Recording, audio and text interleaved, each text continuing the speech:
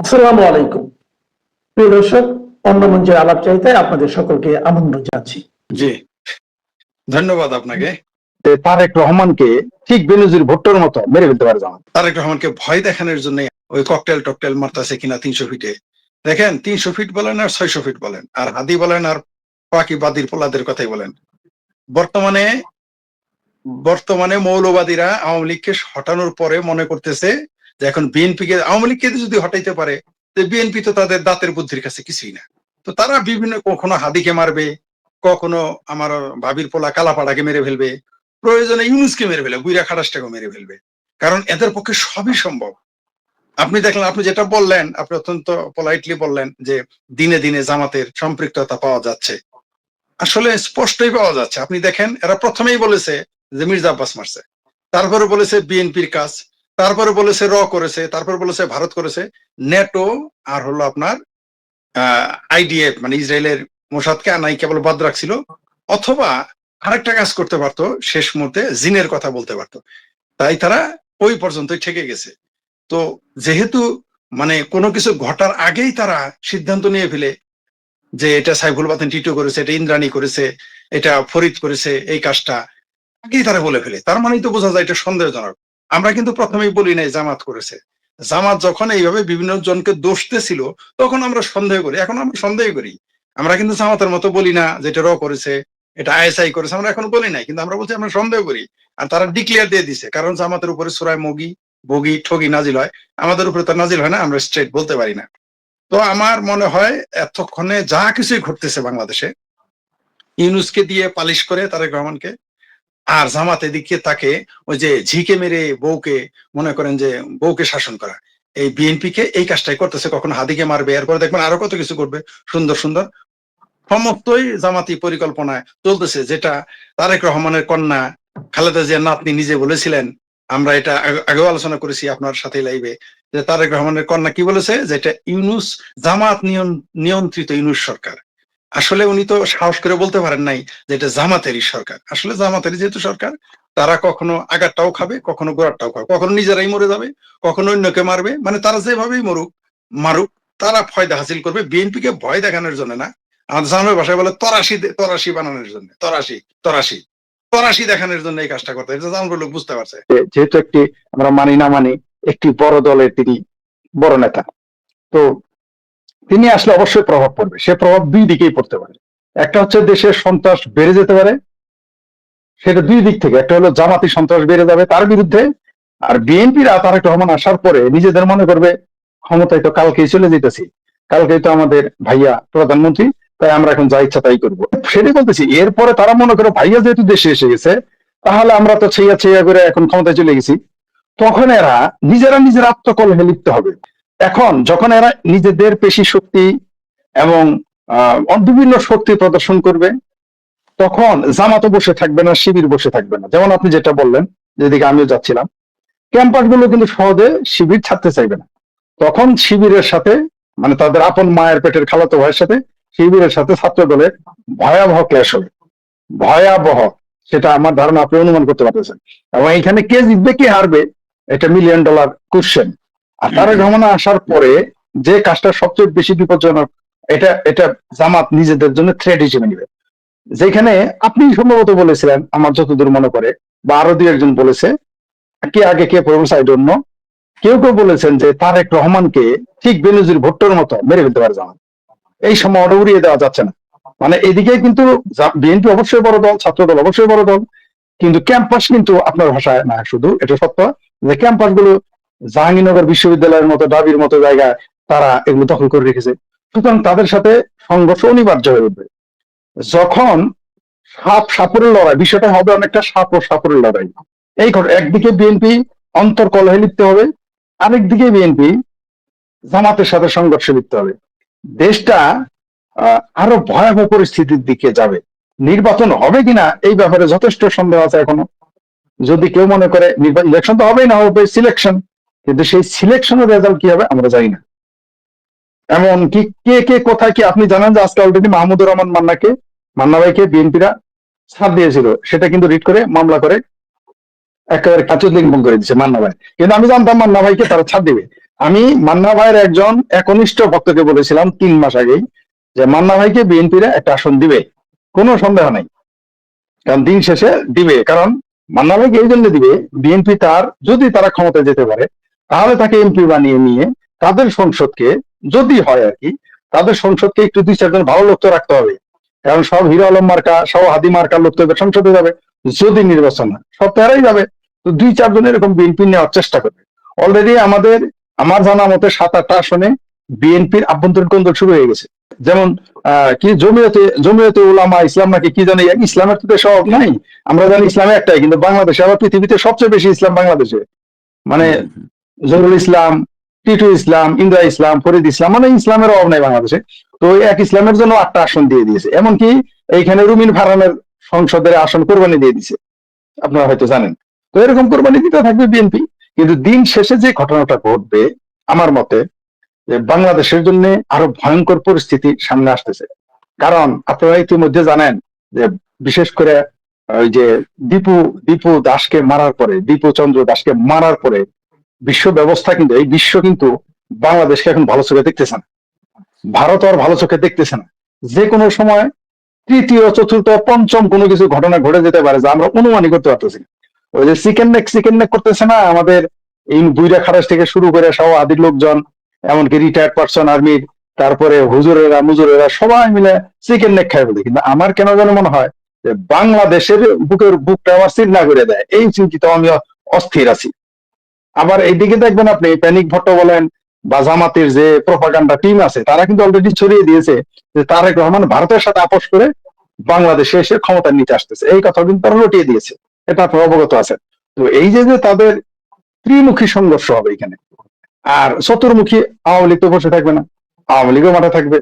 আওয়ামী লীগ তো, ওরা মনে করতেছে যে আওয়ামী লীগ তো মাঠে নাই, আমরা ওরকম 16 বছর দেখছি বিএনপি মাঠে নাই, জামাত কোচিং সেন্টার ছাড়া কোথাও নাই, কিন্তু আমরা কি দেখলাম 5ই আগস্ট, ঠিক এরকম কোনো কিছু ঘটে যেতে পারে। মানে আসলে প্রেডিকশন করা বাংলাদেশের সবচেয়ে বিপজ্জনক অবস্থা। কারণ বাংলাদেশ কোন অর্থনৈতিক নিয়ম মানতেছে না, কোন রাজনৈতিক নিয়ম মানতেছে না, কোন কূটনীতি মানতেছে না। আপনি দেখেন বুইরা খাড়াইশ নোবেল লরিয়েট একজন প্রফেসর, সে বলে আর একটা দেশের সার্বভৌমত্বের জন্য সরাসরি থ্রেট করে। বাংলাদেশের একজন সুপ্রিম কোর্টের উকিল আজকে নাকি কালকে বলছে, আমাকে একজন ক্লিপ পাঠিয়েছে, আমি দেখেছিলাম, নামটা ভুলে গেছি এখন, সে সরাসরি বলে দিয়েছে যে হিন্দুরা হলো বাংলাদেশের শত্রু। একটা মানুষ, সুপ্রিম কোর্টের একটা উকিল যখন এইভাবে কথা বলে, সে আবার ক্লিন শেপ দেখলাম, দাড়িওয়ালা টুপিওয়ালা হইলে একটা কথা ছিল। তো এই বিষয়গুলো আপনি একেবারে ছেলে খেলা মনে করেন না, যে এইখানে ত্রিমুখী চতুর্মুখী এই হামলা মামলা মারামারি কাটাকাটি হবে। কারণ এই দেশে কোনো থিয়েটার তো দূরের কথা, মানে বাংলাদেশে কোটাই আলাদা এখন থিয়েটার মিয়েটার চাইতেছে না। এই দেশ এখন পুরোই ওয়াজ কালচার ছাড়া, ওয়াজ ছাড়া আর কোনো কিছু মঞ্চায়ন হবে না আপাতত। তো এই মুহূর্তে এই দেশে যে কাজটা বললেন যে ককটেল হামলা করলো এবং একজন মারা গেল, এটা কিন্তু একটা সিমটম। কারণ ছোট ছোট বিপদ মানে কি জানেন, আপদ মানে কি সামনে বড় বিপদ। কেবল তো ককটেল পড়ছে, কয়েকদিন পরে গ্রেনেড ছুটতে পারে, চানাচুরের মতো বাদামের মতো গ্রেনেড ছুড়ে দিতে পারে, অস্বাভাবিক কিছু না। যে কোনো সময়টা ঘুরে যেতে পারে এবং ঘটবে। আমি আবারও বলি, তারেক রহমানের কপাল আর বেনজির ভুট্টোর কপাল এক হয়ে যেতে পারে। এই ব্যাপারে আমি বারবার এই জন্য বলতে চাই, আপনার সৈয়দ আশরাফ সাহেব, আওয়ামী লীগের যিনি মন্ত্রী ছিলেন, নেতা ছিলেন, তিনি বলেছিলেন যে কথাটা, এটা বারবার এই জন্য আমার মনে পড়ে। এবং আমার কেন যেন মনে হয় ডক্টর হুমায়ুন আজাদ আর সৈয়দ আশরাফ সাহেব বাংলাদেশে ভবিষ্যৎ দেখতে পারতেছিলেন।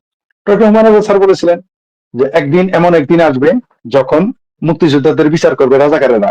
এটা বিশ্বাস করে আমি কিন্তু ডক্টর হুমায়ুন আজাদের একজন ব্লাইন্ড সাপোর্টার, মানে একসময় ছিলাম মানে এখন না, কিন্তু এখন তো ব্লাইন্ড হই না কারো প্রতি, সাপোর্টার থাকি, ব্লাইন্ড হই না। তখন বয়স কম ছিল, ব্লাইন্ড ছিলাম, তাই বলছি। তো তার আমি একনিষ্ঠ ভক্ত বলতে পারেন। সেই ব্যক্তিটি যখন এটা বলে, আমি মনে করেছিলাম স্যার এটা কি বলে, এটা কি করে সম্ভব।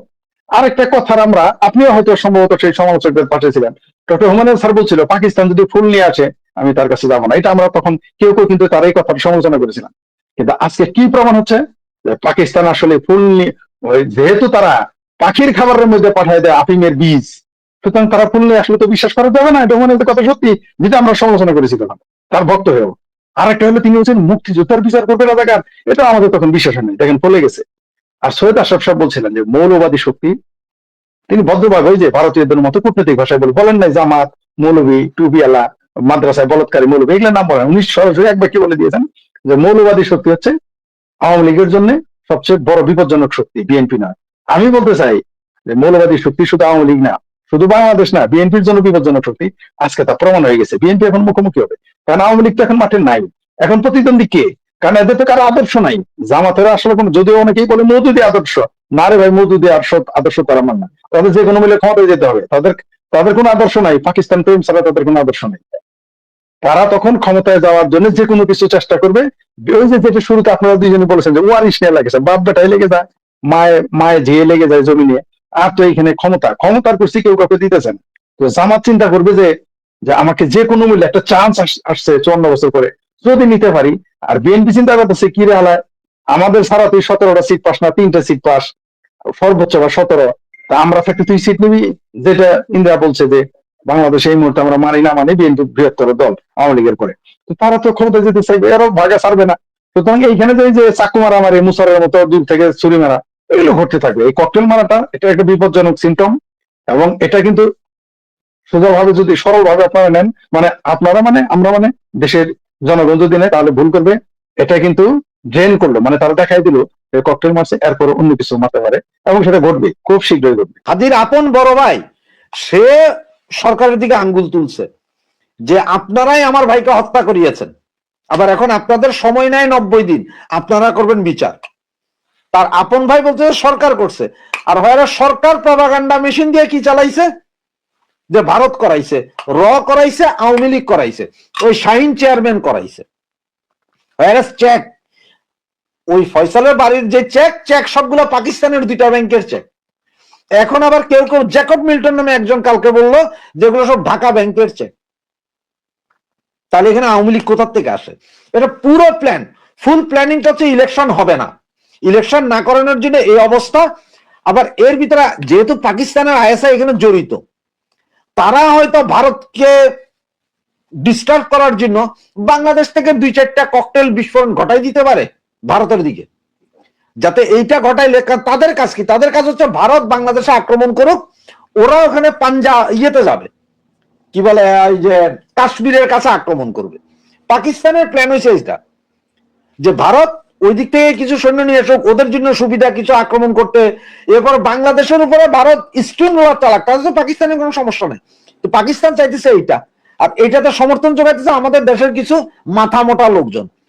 ওই যে একসময় কথা বলছিল না, যেমন এই ফারাক্কাবাদের বিপরীতে ফারাক্কাবাদ তুলবে, একটা কথা এখনো রেডি হয়েছে কিনা জানি না, এখনো আরো অনেক বাদ তুলবে। অনেকে আবার বলে যে বিদ্যুৎ আদানি বন্ধ করে দিলে কি হবে, আমরা চলতে পারবো। ওই সবাই দোকান থেকে পলিথিন করে বিদ্যুৎ কিনবে, যে ভাই 2000 টাকার বিদ্যুৎ দেন, পলিথিন করে বাইন্দা রাখবে খাটের তলায়, যখন দরকার হবে 1 সিমটি করে নিয়ে চালাইবো। তো এগুলো হচ্ছে যে কিছু মাথা মোটা ছাপড়ি মার্কা পোলাপাইন আছে, অশিক্ষিত পোলাপাইন, যারা জয় জগানন্দন ঘটিবাটি বন্দন, যাদের অবস্থা, যারা বঙ্গ এই শব্দটা লিখতে ওদের অঙ্গ পুরা ফাইটা জায়গা, এই সমস্ত পোলাপাইন এমন বক্তৃতা বিবৃতি দিয়া বেড়ায়। আপনাদের কাছে খুব ভালো লাগে, ও তালি মারেন, এইটা চিন্তা করেন না যে ভারতের পুরো ভারত বাদ দেন, এক স্টেটের সাথে যুদ্ধ করে তো আমরা পারতাম না, 3 ব্যাটালিয়ন যুদ্ধ করলে তো পারবো না। আমাদের সেনাবাহিনীর যদি এত হেডাম থাকতো যুদ্ধ করার, তো যাক না, বর্ডারে যায় কামান দাগায় দেখ 2-4টা, আমরাও দেখি একটু ভাই, কারণ যুদ্ধ দেখিনি বহু বছর হয়েছে বাংলাদেশ, 2-একটা যুদ্ধ তো দেখা দরকার। তো ওই যে ছাত্রী মার্কার সৈনিক যারা আছে, যারা শয়নে স্বপনে ওই ভুয়া গাছবাতুলহীন দেখে, আমাদের যে বৃহৎ প্রতিবেশী রাষ্ট্র 53 বছরে যারা একবারও আমাদের দেশের দিকে কুদৃষ্টি দেয়নি, সেই রাষ্ট্রটির সাথে পায়ে পা দিয়ে একটি যুদ্ধ বাঁধানোর অশনিস চেষ্টা চলছে। আজকে আমি মূলত এই ভারত এবং বাংলাদেশের যে এই সমস্যা, এর সমাধান কি এবং কোথায় যাচ্ছি আমরা, এই বিষয়টা নিয়ে একটু কথা বলতে চাই। আপনারা জানেন যে 1971 সালে যখন আমাদের মহান মুক্তিযুদ্ধ হয়, আমাদের এই সমস্ত মুক্তিযোদ্ধারা গিয়ে ভারতে আশ্রয় নিয়েছিলেন। আপনারা জানেন ভারতের অস্ত্র, ভারতের অর্থ এবং ভারতের ট্রেনিং, তারপরে বাংলাদেশি যুদ্ধ, ভূখণ্ড ভারতের, যুদ্ধ বাংলাদেশি। তারপর প্রায় 8.5 মাস যুদ্ধ চলার পর দেখা গেল যে বাংলাদেশ নামক রাষ্ট্রটিকে আমেরিকা এবং চায়না কুদৃষ্টি দিয়ে এখন অন্যভাবে আমাদের স্বাধীনতার যে তৃষা, আমাদের স্বাধীনতার যে পিপাসা, সেটাকে অন্যভাবে রুদ্ধ করার চেষ্টা করছে। আমেরিকা একটি সত্য নৌবহর পাঠালো। আমেরিকার সত্য নৌবহরটি আরব সাগর পর্যন্ত আসলো। আসার পর জাতিসংঘ রেজলিউশন করার চেষ্টা করলো, একমাত্র রাশিয়া সেটাতে ভ্যাটো দিল।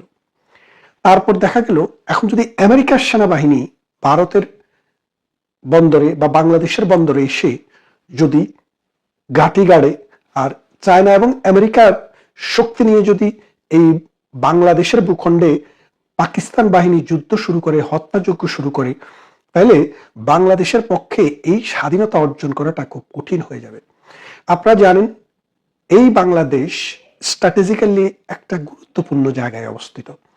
তখন এই ভারত মহাসাগরে আমেরিকার সত্য নৌবহর আসার আগেই ভারত আমাদের প্রতিবেশী রাষ্ট্র একটা ঝুঁকি নিতে চাইলেন। তো ঝুঁকি নিতে গেলে ভারতের ভূখণ্ড ঝুঁকির মধ্যে পড়ে। তখন তারা রাশিয়ার সাথে একটি মৈত্রী চুক্তি করলেন যে যদি ভারত আক্রান্ত হয় রাশিয়া তাদের পাশে এসে দাঁড়াবে। এই মৈত্রী চুক্তিটা করার পরে এই 6 ডিসেম্বরে এসে ভারতের বাহিনী সরাসরি বাংলাদেশি সেনাবাহিনীর সাথে পাকিস্তানের বিরুদ্ধে অংশগ্রহণ করে। আর এই 10 দিনের ভেতরে বাংলাদেশটিকে একটি স্বাধীন সার্বভৌম রাষ্ট্র তৈরি করে। তার মানে হচ্ছে মূলত বাংলাদেশের সেনাবাহিনী, বাংলাদেশের মুক্তি বাহিনী, বাংলাদেশের জনগণের আন্দোলনটা করেছিল, কিন্তু শেষ মুহূর্তে যখন আন্তর্জাতিক একটা খেলা এখানে শুরু হয়ে যায়, তখন ভারত এই বাংলাদেশের স্বাধীনতাকে ত্বরান্বিত করার জন্য নিজের সেনাবাহিনী বাংলাদেশে পাঠিয়ে দিয়েছিলেন, দিয়ে যুদ্ধ করে এই দেশটি জয়লাভ করেছিলেন। এখন খেয়াল করে দেখেন বাংলাদেশের এই ভূখণ্ডের প্রতি, এই সুজলা সুফলা শস্য শ্যামলা মাটির প্রতি, এদেশের নদী, এদেশের খাল বিল গ্রাম গঞ্জের প্রতি যদি ভারতের কোনো লোভ থাকতো, তাহলে 1971 সালের পর ভারত কিন্তু তার সেনাবাহিনী উঠিয়ে নিতেন না। বঙ্গবন্ধু 10 জানুয়ারি 1972 সালে যখন ব্রিটেন হয়ে যখন পাকিস্তানের কারাগার থেকে ফিরে আসেন, তিনি প্রথমে ভারতে এসেছিলেন। ভারতে এসে ইন্দিরা গান্ধীকে বললেন যে 26শে মার্চ আমার স্বাধীনতা দিবস, সেই দিবসের আগে আপনি আপনার সেনাবাহিনী উইথড্র করে নেন। ইন্দিরা গান্ধী কিন্তু সেই কথা মতো 26শে মার্চের আগে বাংলাদেশ থেকে ভারতের সমস্ত সেনাবাহিনীকে তুলে নিয়েছিল। তারপরে আসেন বাংলাদেশ, এই 53 বছরে বাংলাদেশের কোনো একটি গ্রাম, কোনো একটি পাড়া, এক খণ্ড ভূমি ভারত কখনো দখল করে নিয়েছে, এরকম কোনো নজির ইতিহাসে আমরা কখনো শুনিনি। আপনারা দেখেন বাংলাদেশের সাথে ভারতের ইন্দিরা এবং মুজিব একটা চুক্তি হয়েছিল, বেরুবাড়ি, আঙ্গরপোতা, দহগ্রাম, ছিটমহল যে আছে, এই ছিটমহলগুলার বিনিময় করার জন্য, অর্থাৎ ছিটমহলের মানুষের রাজনৈতিক আইডেন্টিটি, পলিটিক্যাল আইডেন্টিটি দেওয়া এবং ছিটমহল সমস্যার সমাধান করার জন্য। কিন্তু ভারতের পার্লামেন্ট সেটি রেকটিফাই হয়নি বঙ্গবন্ধু হত্যার পর। তারপরে মোদী সরকার 2021 বা 22-এ এসে সেটিকে পাশ করিয়ে দিলেন। দেওয়ার পর ভারতের ভেতরে বাংলাদেশের যে পরিমাণ ভূমি রয়েছে এবং বাংলাদেশের ভেতরে ভারতের যে পরিমাণ ভূমি রয়েছে, এটার মধ্যে 1500 হেক্টর ভারত বেশি পায়। ভারতের মোদী সরকার বললেন এই 1500 হেক্টর বাংলাদেশকে দান করে দিলাম। বাংলাদেশকে 1500 হেক্টর দান করে সীমারেখাটি সঠিকভাবে ঠিক করে ভারত সমাধান করে দিল। তার মানে দেখেন যখনই কোনো সমস্যা বাংলাদেশের সাথে হয়েছে ভারত কিন্তু ছাড় দিয়েছে, বাংলাদেশকে কম দেয়নি। এক, দ্বিতীয় আরেকটি ঘটনা দেখেন, বাংলাদেশের যে তালপট্টি নামক যে এরিয়াটি আছে, ওই সীমানা অঞ্চলে ভারত 1947 সাল থেকেই 25,000 স্কোয়ার কিলোমিটার সমুদ্র সীমা তাদের দাবি করে সেটা দখলে রেখেছিল। এই মোদী সরকারের সময়ে 2016 সালে প্রধানমন্ত্রী শেখ হাসিনা মোদী সরকারকে বললেন, দেখেন এটা নিয়ে দুই দেশের মধ্যে একটা মনোযাতনা আছে, একটা কাজ করেন, আমরা থার্ড কান্ট্রিতে একটা আরবিট্রেশন করি। আরবিট্রেটররা যদি বলে আপনারা নিয়ে যান, আর যদি বলে যে না এটা বাংলাদেশের ভূখণ্ডে পড়বে, তাহলে আপনারা ছাড় দিবেন। তখন মোদী কিন্তু রাজি হলেন। তারপরে আপনারা জানেন জার্মানিতে এবং নেদারল্যান্ডে, দুইটা জায়গায়, একটা বার্মার সাথে আর একটা ইন্ডিয়ার সাথে আমাদের একটা আরবিট্রেশন হলো। সেই আরবিট্রেশনে আরবিট্রেটররা ঘোষণা দিলেন যে 20,500 কিলোমিটার বাংলাদেশ পাবে আর 4,500 কিলোমিটার ভারত পাবে। ভারত সেটা মেনে নিছে। মেনে নিয়ে এই 75 বছর দখলে থাকা সমুদ্র সীমাটি বাংলাদেশকে বুঝিয়ে দিয়েছে।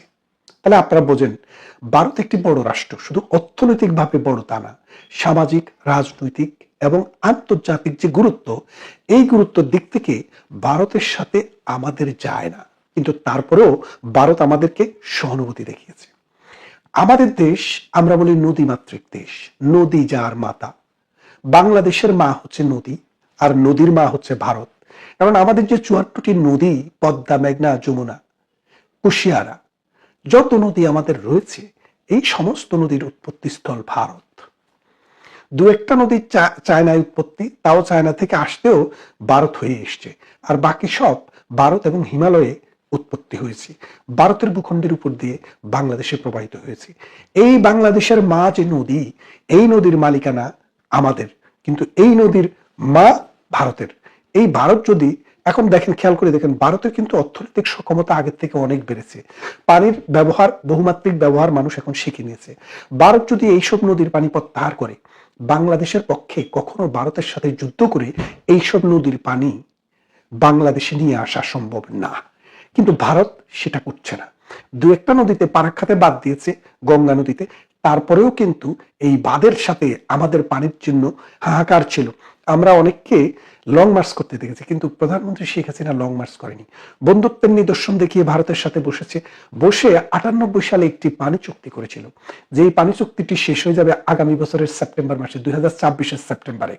তাহলে আপনারা বোঝেন যে এই 26 সেপ্টেম্বরে ভারত যদি এই গঙ্গার পানি চুক্তিটি নবায়ন না করে, তাহলে বাংলাদেশের হার্ডিন স্প্রিংসের নিচ দিয়ে যে আগে এই ট্রাক চলতো, সেই ট্রাক আবার চলতে শুরু করবে। খাদ্য উৎপাদন বিশাল ঘাটতি হবে, রবি শস্য উৎপাদনে বিশাল ঘাটতি হবে। বাংলাদেশ যে খাদ্যের স্বয়ংসম্পূর্ণতা অর্জন করেছিল, সেটা আবার ধূলিসাৎ হয়ে যাবে। তার মানে ভারত আমাদের চারপাশে অবস্থিত একটি দেশ। এই দেশের 3 পাশে, এই দেশের সহযোগিতা ছাড়া এই বাংলাদেশকে 18 কোটি মানুষ নিয়ে তার এই সুজলা সুফলা ভূমির উর্বরতা ধরে রাখা কোনোভাবেই সম্ভব না।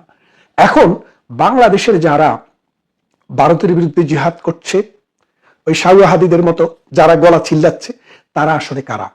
ওরা হচ্ছে 1971 সালে যারা পরাজিত হয়েছে তাদের বংশধর। অর্থাৎ ওরা বাংলাদেশ চায়নি, বাংলাদেশের স্বাধীনতাও চায়নি। 47-এ তারা পাকিস্তান চায়নি, আর 71-এ বাংলাদেশ চায়নি। তারা আবার ভারতে ফিরে যেতে চায়, কারণ গাজওয়াতুল হিন্দ নামে তারা একটা জঙ্গি সংগঠন করে সমগ্র ভারতবর্ষে মানুষের জীবনকে দুর্বিষহ করে তুলতে চায়। তাই তারা এই ভারতের সাথে পায়ে পা দিয়ে এই যুদ্ধ শুরু করেছে। তারা শুধু ভারতের সাথে যুদ্ধ শুরু করেছে তা না, আপনারা দেখেন, তারা শুরু করেছে হিন্দু নিধন। হিন্দু মানুষ হলে তাকে পুড়িয়ে হত্যা করা।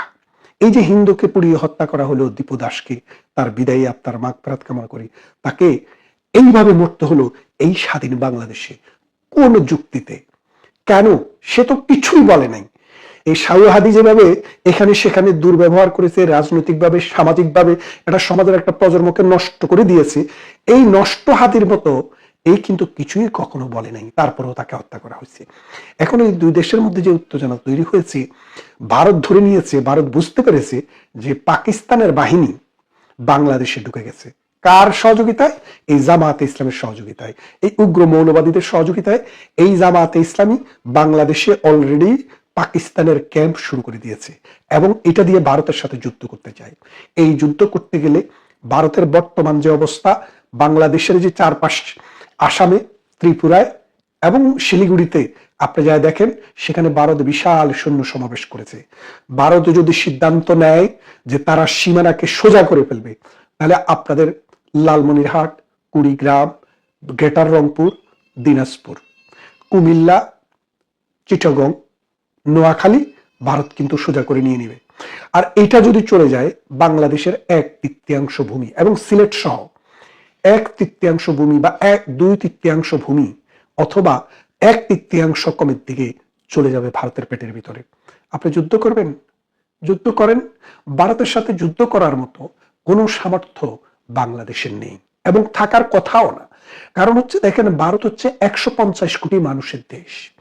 তাদের যোদ্ধা, তাদের রিজার্ভ ফোর্স, তাদের police, Ansar, border security guard সবকিছু মিলিয়ে প্রায় 1.25 কোটি মানুষ যুদ্ধ করার জন্য তৈরি।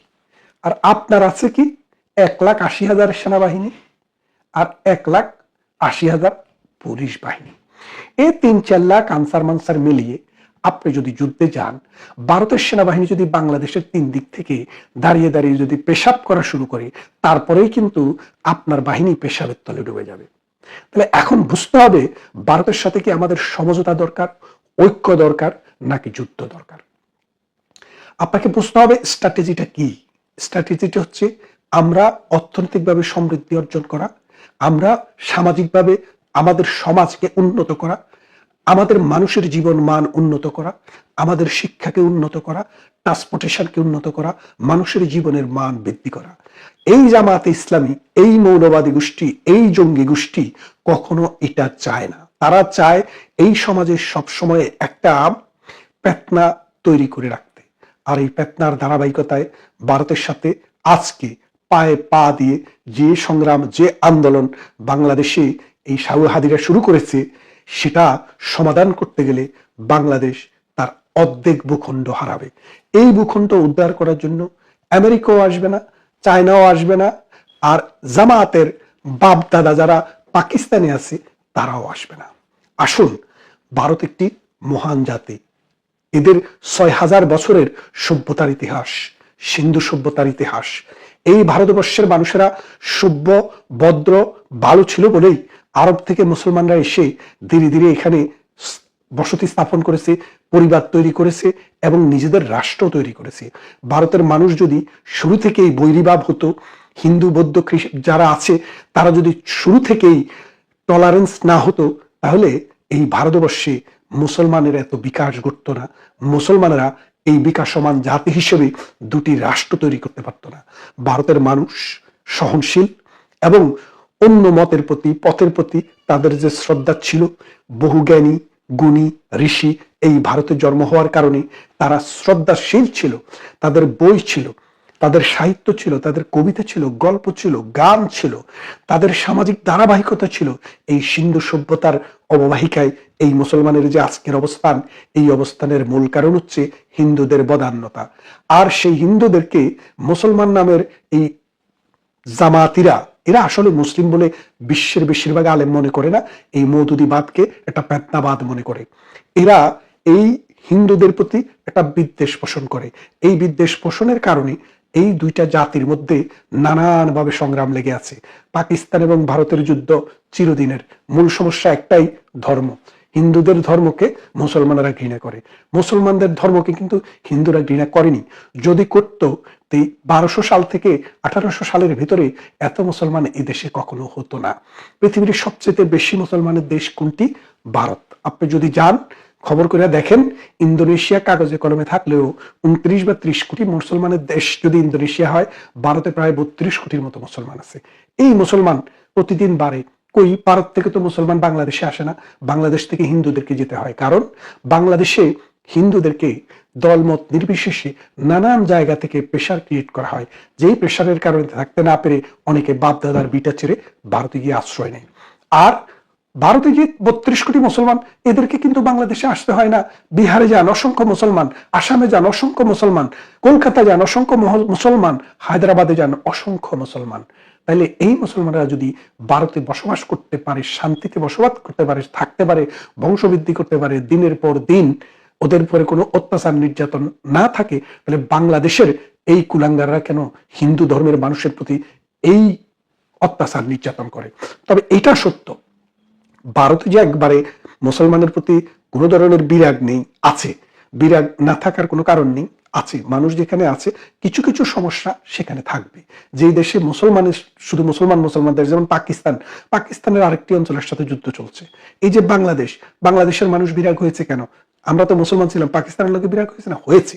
এটা থাকতে পারে, কিন্তু বাংলাদেশের জামাত ইসলামী এবং জঙ্গি অন্যান্য যেসব সংগঠন আছে, তারা ভারত বিরোধিতাকে তাদের একটা আদর্শ হিসেবে নিয়েছে। এই আদর্শটা হচ্ছে মানবতার বিরুদ্ধে, সভ্যতার বিরুদ্ধে। যেমনটা আমি বলছিলাম যে প্রথম দিক থেকে যদি হিন্দুরা যদি স্ট্রং ভাবে মুসলমান ধর্মের বিরোধিতা করতো, তাহলে এদেশে ইসলাম প্রসার হতো না। আসুন, যুদ্ধ নয়, এই ভালো একটি প্রতিবেশী, এই বন্ধুপ্রতিম, সংস্কৃতিবান, বুদ্ধিভিত্তিক চেতনার সমাজের একটি প্রতিভূ হচ্ছে ভারত। সেই মহাভারতের সাথে আমাদের এই সমস্যাটিকে আলোচনার ভিত্তিতে সমাধান করি। দুটি রাষ্ট্র বন্ধুপ্রতিম রাষ্ট্র হিসেবে আমরা সহাবস্থান করি। যুদ্ধ নয়, শান্তি চাই।